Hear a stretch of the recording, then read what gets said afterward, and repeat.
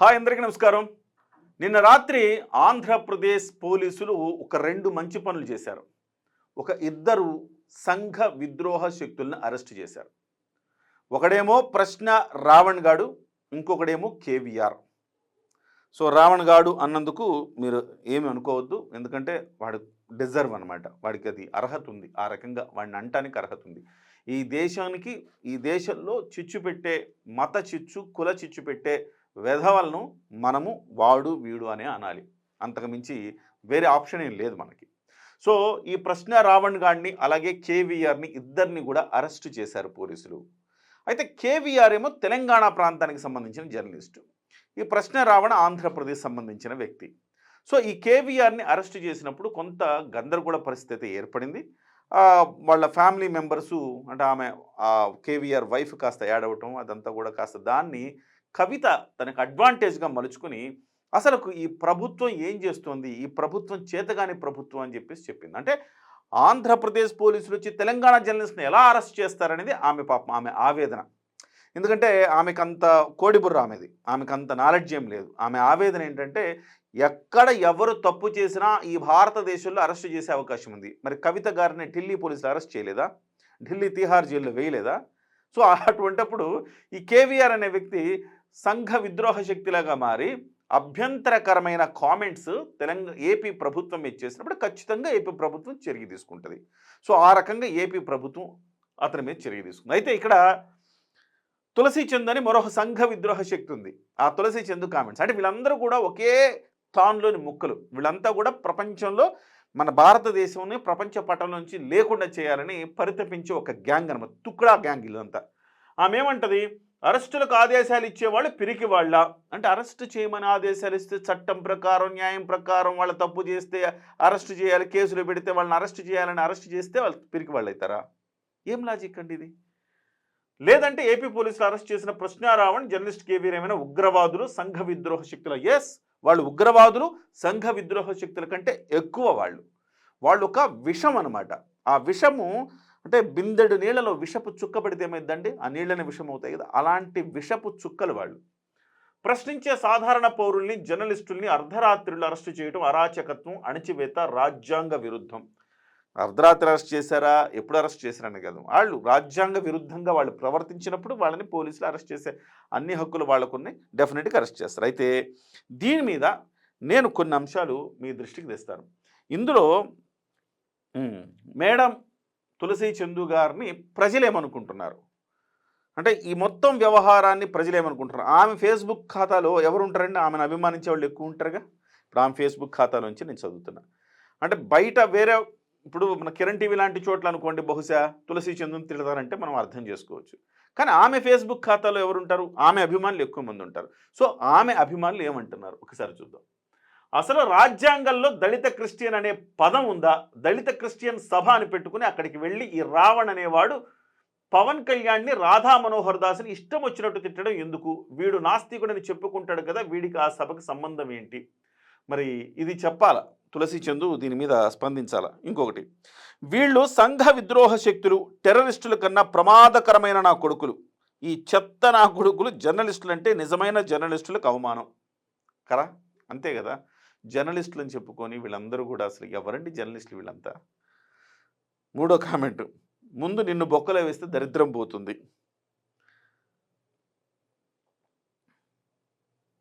నీ సోది ఆపు, ఇష్టం వచ్చినట్టు మాట్లాడి ఫ్రీడమ్ ఆఫ్ స్పీచ్ అంటే ఊరికే ఉంటారా? నిన్ను అంటే ఊరికే ఉంటావా? పెద్ద నీతులు చెప్పవచ్చింది జర్నలిస్టు ముసుగు వేసుకొని. చూడండి, అంతా ఆమె ఫేస్బుక్లో ఖాతాలో మాట్లాడిన మాటలు ఇవన్నీ. నోటికొచ్చింది వాగి జర్నలిస్ట్ అంట. ఎట్టా అమ్మా, నీకేమైనా బుద్ధి ఉందా కొంచెమైనా? అక్క, if you really come up on discussing policies then there won't be such scenarios.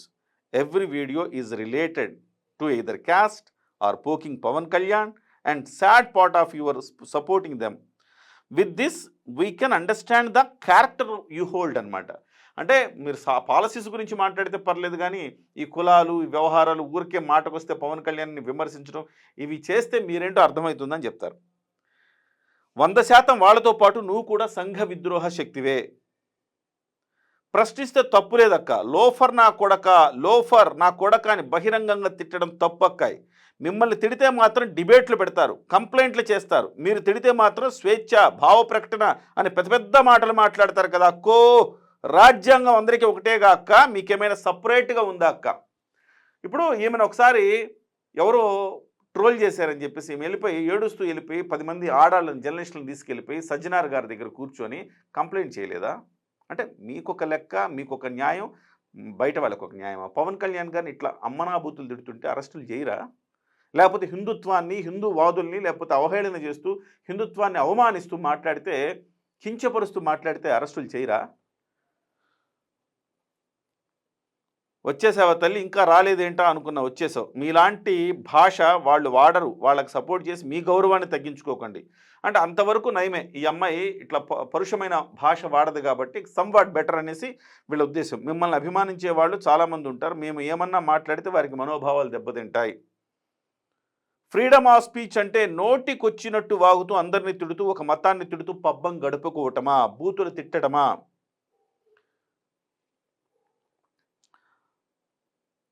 అక్కకి బూతులంటే బాగా ఇష్టం అనుకుంటా. అంటే జస్ట్ మీకు చూపిస్తూ వాస్తవాలు చదివి వినిపిస్తున్నాను అనమాట. సరే, నీ నోట్లో అని నేను నిన్ను అనొచ్చా అక్క? నేను నిన్ను అనట్లేదు, జస్ట్ ప్రశ్నిస్తున్నా అంతే. అంటే వాడు అన్నాడు, ప్రశ్న రావణ్ గాడు పవన్ కళ్యాణ్ నోట్లో ఏం పెట్టుకున్నావు అనే మాటలు మాట్లాడాడు. చాలా దుర్మార్గమైన మాటలు కదా అవి. అంటే ఒక ఒక అన్పార్లమెంటరీ పదాలు కదా అవి. నాకు చెప్పడానికి కూడా ఇబ్బందిగా ఉంది.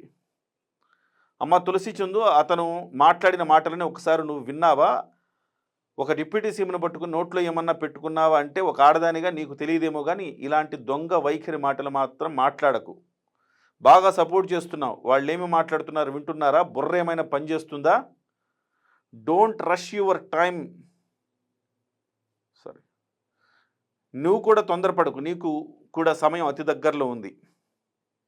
ప్రశ్నిస్తే తప్పులేదు, ఆ ప్రశ్నే బూతులైతే విమర్శకులైతే పర్వాలేదు. వైసీపీ పెయిడ్ జర్నలిస్టులు వాళ్ళు చేసిన తప్పులే వాళ్ళకు చుట్టుకున్నాయి. కాబట్టి మొసలి కన్నీరు కార్చటం ఆపండి.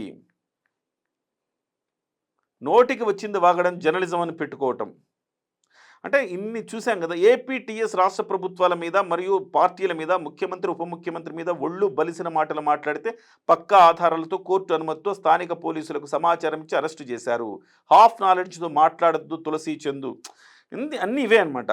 ఒక్కటంటే ఒక్కటి ఆ అమ్మాయిని సపోర్ట్ చేస్తున్న మెసేజ్ ఒక్కటంటే ఒక్కట్లేదు. సిగ్గు తెచ్చుకోవాలి, బుద్ధి తెచ్చుకోవాలి. తన సంఘ విద్రోహ శక్తిగా ఎలా మారిందో వీళ్ళ కామెంట్లన్నీ వింటే తనకు కూడా అర్థమవుతుంది. అంటే నేను ఇక్కడ ఒక మాట చెప్తున్నాను.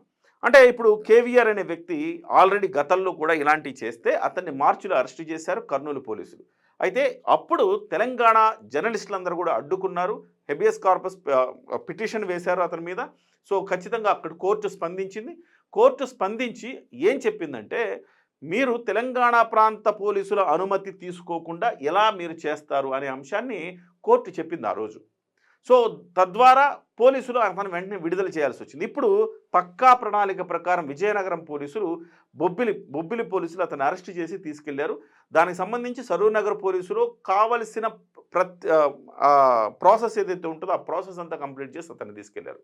అంటే ఇవాళ ఒక ఇద్దరు జర్నలిస్టులు అని పేరు పెట్టుకున్నారు. వీళ్ళు జర్నలిస్టులు కాదు. ఇంకోటి ఏంటంటే యూట్యూబ్లో వచ్చి అందరు పరువు తీసేస్తున్నారు ఇలాంటి వాళ్ళు. వీళ్ళు సంఘ విద్రోహ శక్తులు అనటానికి ఇంతకంటే నిదర్శనం లేదు. ప్రజల స్పందన ఎట్లా ఉందో మీరు ప్రత్యక్షంగా చూశారు. ఇలాంటి వాళ్ళని అరెస్ట్ చేసినందుకు ఇవాళ కవిత మాట్లాడుతుంది, రేపు జగన్మోహన్ రెడ్డి గారు కూడా మాట్లాడతారు. సో వీళ్ళందరూ కూడా సంఘ విద్రోహ శక్తుల తానులో ముక్కలే అని చెప్పడానికి ఇది పెద్ద ఉదాహరణ. కాబట్టి సమాజం బాగుండాలంటే ఇలాంటి వాళ్ళు ఈ సమాజంలో ఉండటానికి అర్హులు కాదు. వీళ్ళని నగర బహిష్కరణ కాదు కదా, రాష్ట్ర బహిష్కరణ చేయాల్సిన అవసరం ఉన్నది. సో ఖచ్చితంగా దీని మీద ప్రజలైతే ఉవ్వెత్తున ఎగసిపడుతున్నారు. వాళ్ళలో ఆగ్రహం కట్టలు దాటుతుంది. డెఫినెట్గా ప్రభుత్వం, ఆంధ్రప్రదేశ్ ప్రభుత్వం ఇప్పటికైనా ఇలాంటి చర్య తీసుకున్నందుకు అభినందనలు. డెఫినెట్గా రేపో మాపో తులసి చందు లాంటి వాళ్ళు కూడా, తులసి చందు ఇప్పటి వరకు ఎందుకు ప్రశాంతంగా ఉంది, ఎందుకంటే అన్పార్లమెంటరీ వాడదు ఆ అమ్మాయి భావ వ్యక్తీకరణ చెప్తుంది. ఏదైతే విషయం ఉంటుందో దాన్ని ఆ అమ్మాయి కోణంలో అది ఏం మాట్లాడినా కానీ ఒక పద్ధతిగా విమర్శిస్తుంది కాబట్టి ఇప్పటివరకు బయట ఉంది. లేకపోతే ఆ అమ్మాయి కూడా ఇలా మాట్లాడిన రోజు ఆ అమ్మాయి కూడా లోపలికెళ్తది. డెఫినిట్‌గా ఇది ఖచ్చితంగా ఒక అలార్మింగ్ సిట్యుయేషన్ అని చెప్పాలి. ఇలా మాట్లాడే వాళ్లకు ఖచ్చితంగా చట్టం, న్యాయం, ధర్మం అనేవి ఉన్నాయి. వాళ్ళు యాక్ట్ చేస్తారు. ఖచ్చితంగా చర్య తీసుకుంటారనేది ప్రతి ఒక్కడికి తెలియాల్సిన అవసరం ఉంది. ఈ రకమైన చర్యలకు పాల్పడి మేమేదో హీరోలము, తోపులము, తురుములం అనుకుంటే ఖచ్చితంగా తోకైతే కట్ చేస్తారు.